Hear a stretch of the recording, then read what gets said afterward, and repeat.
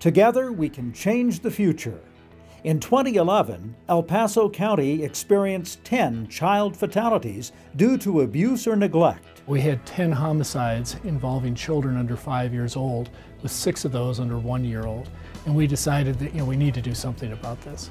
El Paso County Commissioner Sally Clark and District Attorney Dan May invited people throughout the community to come together and devise a strategy.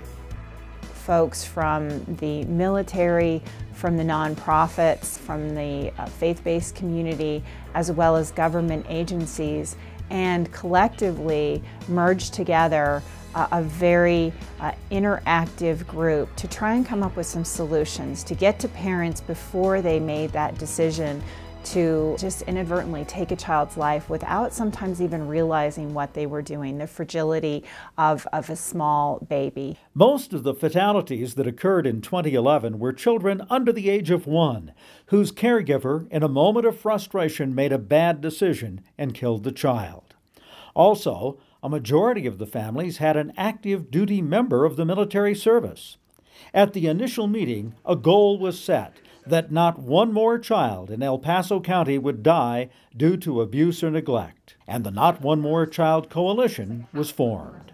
The Department of Human Services wanted to be a part of this, since we are involved in many parts of the community, many of the at-risk parts of the community where abuse and neglect occur. So it was really a role for the Department of Human Services to report data. In El Paso County this past year, we had nearly 13,000 abuse and neglect reports to our department. And we were looking, are there ways that we can reduce the number down of homicides in this area, or even eliminate them would be ideal, but we know probably unrealistic. One child's death is one too many. The group was broken into 7 task groups, focusing on communication, data, the faith-based community, first responders, hospitals, the medical community, a hotline, and the military. It's not just an El Paso County problem, it's not a government problem. It's all of our problems, and we can deal with it, and we can be proactive in a positive way to encourage good parenting and to make parents aware of how children are just so fragile when they're that age. Each task group established goals, and they meet regularly, while the larger group comes together once every 2 months. The communications task group gets the message out. When I look at child abuse, there's really 2 kinds of child abuse. One is that frustrated parent who's just hit that moment that they do something that they'll regret for the rest of their lives. Often it takes just a moment or more to react to something because they're so frustrated. And how can we help that parent? The second is someone who, quite frankly, there are evil people in this world that are torturing or just being cruel to children. In that case, it's maybe trying to empower people around them to look for certain things to be able to identify this child may be in danger, maybe I can contact the authorities. So a neighbor, a friend, a relative who might be able to help that child out and bring authorities in. The Communication Task Group works really closely with the media to tell child abuse prevention stories. We also created several public service announcements to show on local TV stations and created a 30-minute positive parenting video that we show in waiting rooms throughout the community. We also created what we call community cards that explain how to select a safe caregiver, who to reach out to if you're feeling frustrated or if you need help, and how to calm a crying baby. We also write monthly articles for several local publications and created the Not One More Child website that we keep updated with local resources. Here's an example of one of the public service announcements created by the Communications Task Group. I'm a little baby, but I've changed my home in a big way. I don't always want to eat. I wake up in the middle of the night, and sometimes I just want to cry. Mom and Dad love me, but sometimes they reach their limit. They set me down in a safe place and take a break or call a friend to come and play with me. Parenting is hard, but they're doing a good job. If you need help parenting, call 1-800-4-A-CHILD.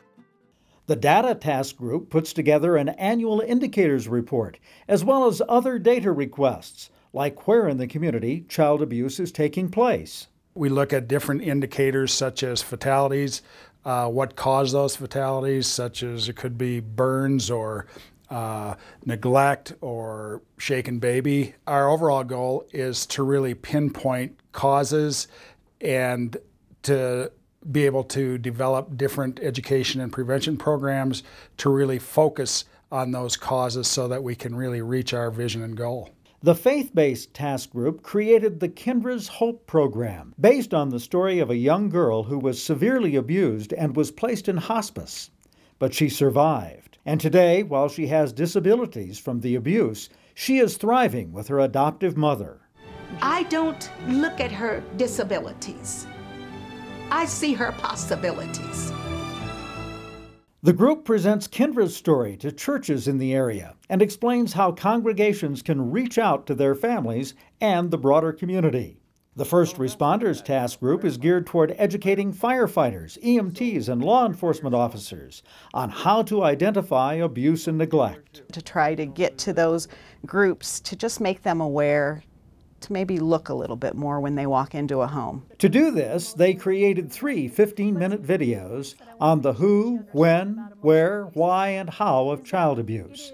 These are shown at lineups or shift changes to all first responders in El Paso County. Here's some things to look at. The room that there's no bed in for a child, or a crib that doesn't look real safe. The hospital and medical community work to establish an abusive head trauma education program at each hospital in El Paso County for all new parents. Every member of the family who might be taking care of that child is educated about how frustrating it is to take care of a baby.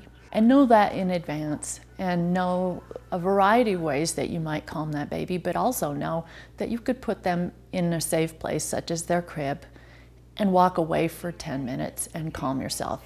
And you follow it up with, say, a brochure and a document to sign that says that they learned that information. Now, the document signing and the bedside education directly by, say, a nurse or a social worker one-on-one are the key evidence-based practice parts. The group also produces magnets with specific information on how to select a safe caregiver for your child. For families to kind of realize what they want to look for in a child care provider, and also some warning signs in case they have that feeling that maybe their kid is not in the safest of care.